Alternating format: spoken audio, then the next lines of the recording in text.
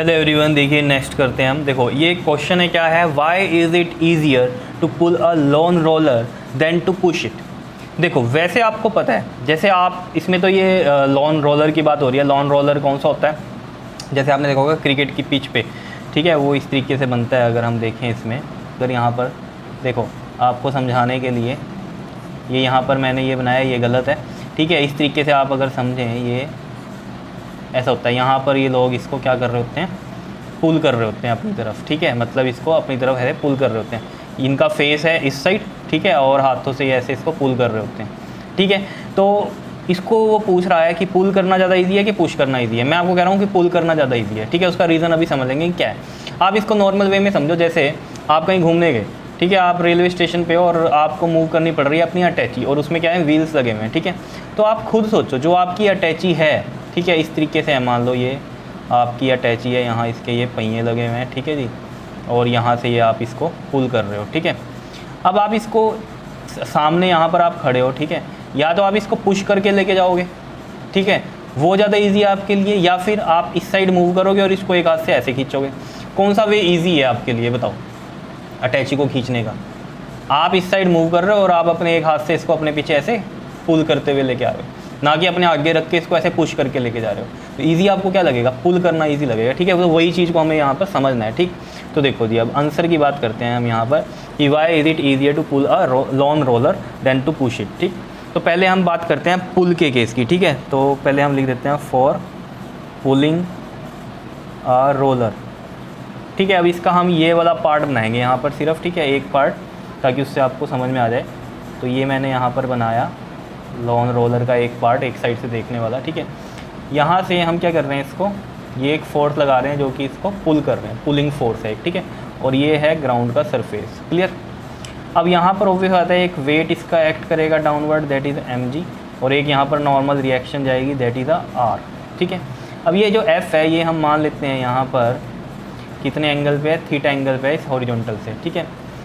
अब हमें पता है f दो पार्ट में टूट सकता है, एक थीटा ये है, तो ये क्या हो जाएगा हमारे पास f कोस थीटा, और ये 90 डिग्री वाले पे क्या हो जाएगा, ये हमारे पास f साइन थीटा। क्या इतनी बात क्लियर है या नहीं है, बताओ।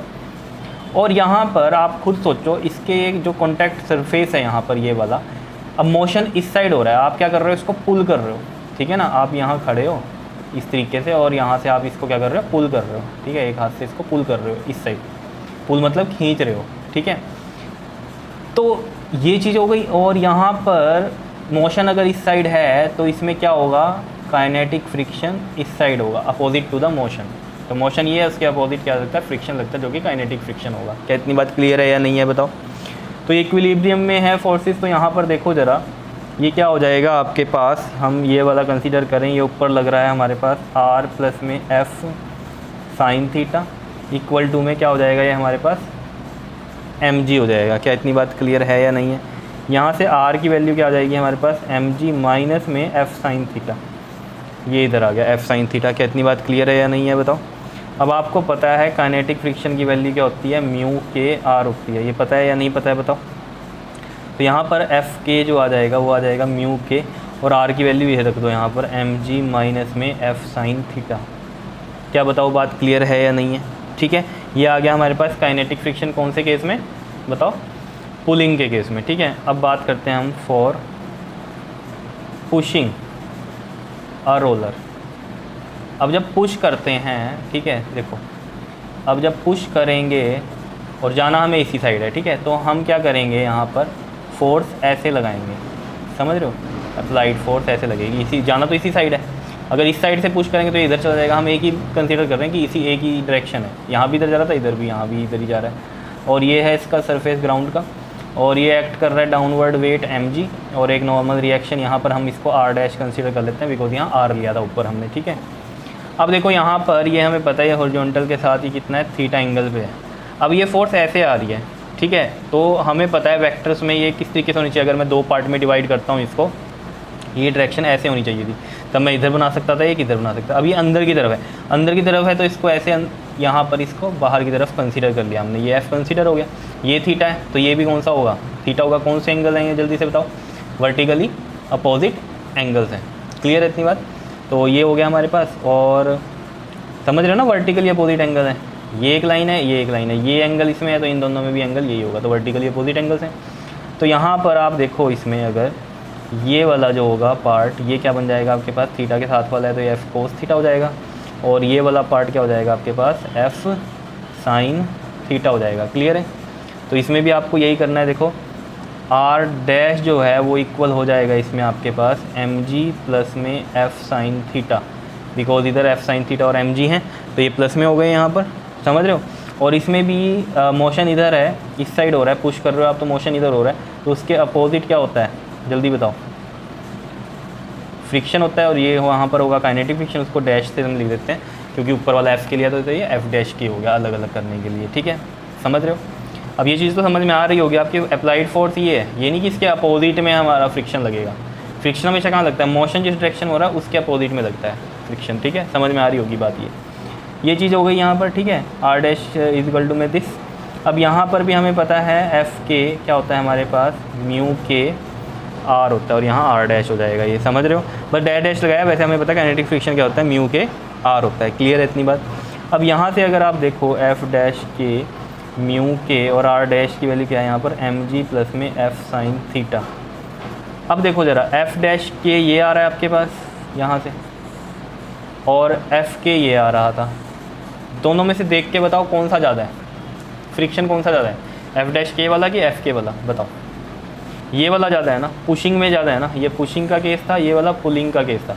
तो पुशिंग वाले में देख लो यहाँ पर प्लस आ रहा है और यहाँ पुलिंग वाले में माइनस आ रहा है, तो माइनस वाला यानी कि ये कम होगी वैल्यू, और प्लस वाले में यहाँ क्या होगी, वैल्यू ज़्यादा होगी। समझ रहे हो ना ये बात। ये चीज़ सेम है, यहाँ भी ये भी सेम है, ये भी सेम है। यहाँ ये चीज़ प्लस हो रही है, यहाँ माइनस है, तो ओवरऑल आंसर यहाँ कम आएगा, यहाँ ज़्यादा आएगा।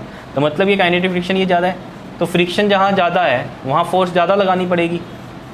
ऑब्वियस ही बात है, अप्लाइड फोर्स ज़्यादा लगानी पड़ेगी ना जहाँ फ्रिक्शन ज़्यादा होगा, और जहाँ कम फ्रिक्शन होगा वहाँ कम फोर्स लगानी पड़ेगी। तो जहाँ कम फोर्स लगानी पड़ेगी वो क्या है, आपको ईजी है एक्ट करवाना, या नहीं। तो पुलिंग करना ज़्यादा ईजी है as compare to pushing, because pulling में फ्रिक्शन क्या रहता है, कम रहता है। तो हम यहाँ से हम ये चीज़ बोल सकते हैं कि एफ डैश के जो है हमारे पास ये क्या है, ग्रेटर है किससे, एफ के से, क्लियरली। तो हम यहाँ लिख सकते हैं क्या, friction is more in case of push, so it is easier to pull a lawn roller than to push it। कितनी बात क्लियर है या नहीं है, बताओ। समझ में आया, इजी था। पुलिंग के केस में क्या हो रहा है, फ्रिक्शन कम है, और पुशिंग के केस में ज़्यादा है। तो पुशिंग केस में अगर फ्रिक्शन ज़्यादा है तो यहाँ ज़्यादा फोर्स लगानी पड़ेगी, ये मुश्किल होगा करना। तो पुलिंग के केस में फ्रिक्शन कम है तो ये कम फोर्स में भी हो जाएगा, तो यानी कि पुलिंग करना ईजी है। तो तभी हमारे पास ये कहानी आई है कि it is easier to pull a lawn roller than to push it, because in pulling friction क्या रहता है, कम रहता है एज़ कम्पेयर टू पुशिंग। क्या इतनी बात क्लियर है या नहीं, बताओ। क्वेश्चन समझ में आया, बिल्कुल सिंपल था। ठीक है, क्लियर कर लोगे इसको। Okay, thank you.